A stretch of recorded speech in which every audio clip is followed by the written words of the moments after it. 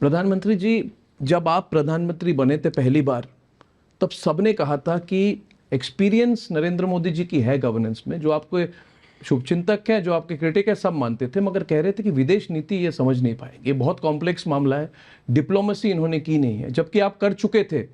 मुझे याद है जब आप गए थे मुख्यमंत्री होकर, आप चाइना गए थे, एक बार आपसे बातचीत भी हुई थी उस समय। प्रधानमंत्री जी, आने वाले दिनों में ये और कॉम्प्लेक्स हो सकता है, क्योंकि 3 से 5, 5 से 10 ट्रिलियन, 10 से 15 ट्रिलियन ये जल्दी होगा और हम एक ग्लोबल कॉम्पिटिटर बन जाएंगे।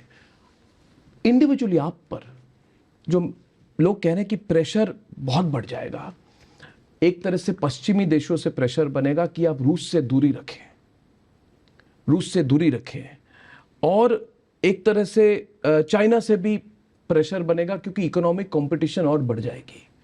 तो कोल्ड वॉर 2.0 एक आने वाला है, जिसमें भारत भी एक तरह से एक प्लेयर बन जाएगा। इसमें क्या नॉन अलाइनमेंट 2.0 वाली पॉलिसी चलेगी? आपने यूक्रेन के समय में देश हित वाली पॉलिसी चलाई, तो आप ये प्रेशर कैसे हैंडल करेंगे? क्योंकि ये बढ़ता जाएगा आने वाले दिनों में, ये आम अनुमान है। एक तो मेरा जो विदेश फिक्र विषय का जो अनुभव है, एक घटना अटल जी के जो पर्सनल सेक्रेटरी थे मिस्टर सिन्हा, उनका शक्ति सिन्हा जी जी, उनका स्वर्गवास हो गया। जी जी जी। उन्होंने किताब लिखी है और उस किताब में उन्होंने मेरा जिक्र किया है कि मैं पार्टी का काम करता था और न्यूक्लियर टेस्ट के बाद जो दुनिया में स्थिति बनी, तो अमेरिका में इंडिया कोकस बनाने की दिशा में हम कैसे काम कर सकते हैं, उसका एक विस्तार से उन्होंने वर्णन किया। उसमें मोदी का क्या रोल था, वो सारा उन्होंने लिखा है। और तब वो अटल जी के साथ काम करते थे। तो खैर वो तो एक अलग बात है। सवाल ये है कि पहले हमारी यह सोच ये रही कि हम इससे इतनी दूरी बना कर रखेंगे, हम इससे इतनी दूरी बना, ये एक अप्रोच था। मैंने कहा हमारा अप्रोच ये नहीं रहेगा, हमारा अप्रोच रहेगा हम किससे कितनी निकटता बनाएंगे। पहले क्राइटेरिया था दूरी का स्टैंडर्ड था, मेरा था निकट का स्टैंडर्ड। अगर मैं इसकी इतनी निकटता रखता हूं तो इसकी भी इतनी निकटता रखूंगा, मैं उसकी इतनी निकटता रखता हूं तो मैं इसकी इतनी निकट, तो मैं निकटता वाला विषय को लाया। तो हुआ क्या, बॉल सामने वाले के गेंद में गया। उसको लगा यार मैं यहाँ तक मोदी के पास हूँ, भारत के पास हूँ, और वो मेरा विरोधी वहाँ है, मैं थोड़ा और आगे चलूँ, मैं ज़्यादा। तो आज दुनिया में कंपटीशन है कि भाई भारत के निकट कैसे जाए। पहले कंपटीशन थी भाई दूरी, अच्छा वो वहाँ है तो वो मेरा विरोधी है तो मैं भी इतना ही रहूँगा। मैंने उल्टा कर दिया है। जैसे लुकिस्ट पॉलिसी, मगर चेंज इट, एक्टिस्ट पॉलिसी करो। तो मैंने इसको एक्टिस्ट, लगता होगा आपको शब्दों का खेल है, शब्दों का खेल नहीं है, ये पूरी प्रक्रिया बदल जाती है उससे। और मेरा मत है कि भाई साउथ ईस्ट एशिया का कैपिटल मेरा देश क्यों ना हो, वो मिजाज हमारा क्यों नहीं होना चाहिए, सारे दुनिया के देशों को हमारे साथ जुड़ने का मन क्यों नहीं करना चाहिए। हम इतने फिजिकली पास में है, हमारा गुवाहाटी या हमारा कोलकाता ये बहुत बड़े सेंटर बन सकते हैं जी।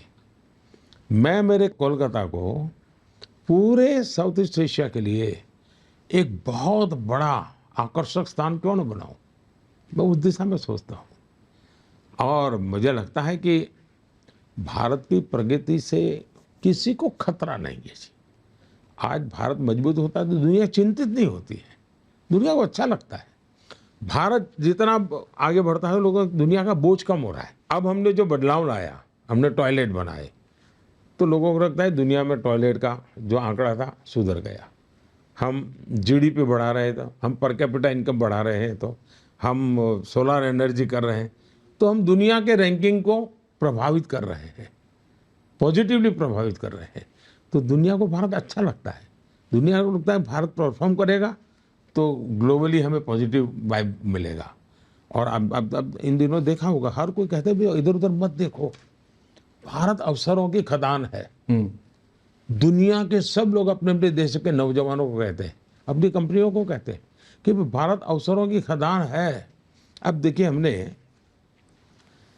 G20 में अफ्रीका को हमने मेंबर बनाया, इनिशिएटिव हमने लिया, हमने ग्लोबल साउथ पे फोकस किया।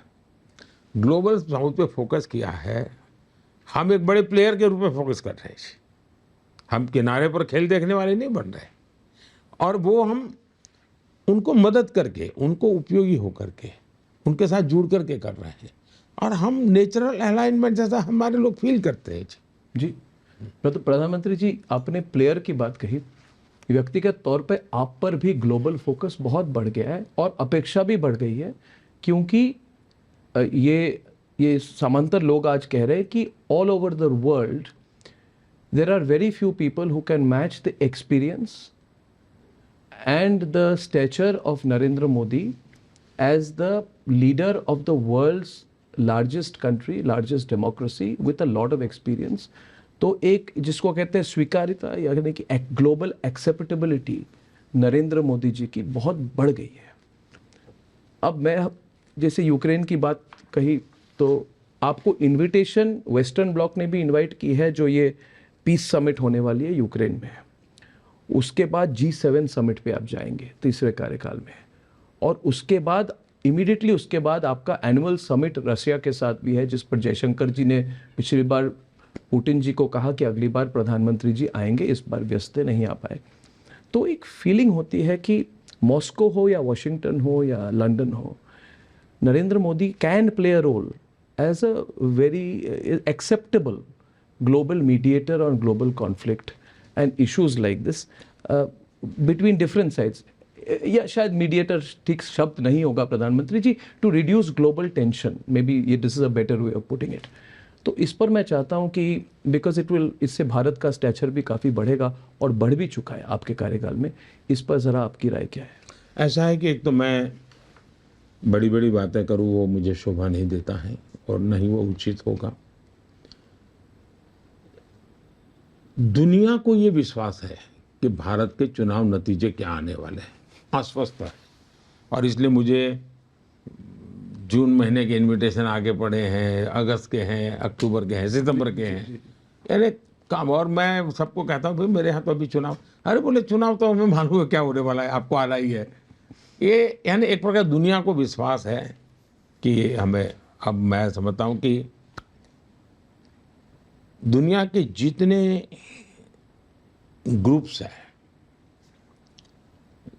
समूह जो बने हुए हैं जी, करीब करीब सभी समूह किसी न किसी रूप में भारत की उपस्थिति उस पर चाहता है।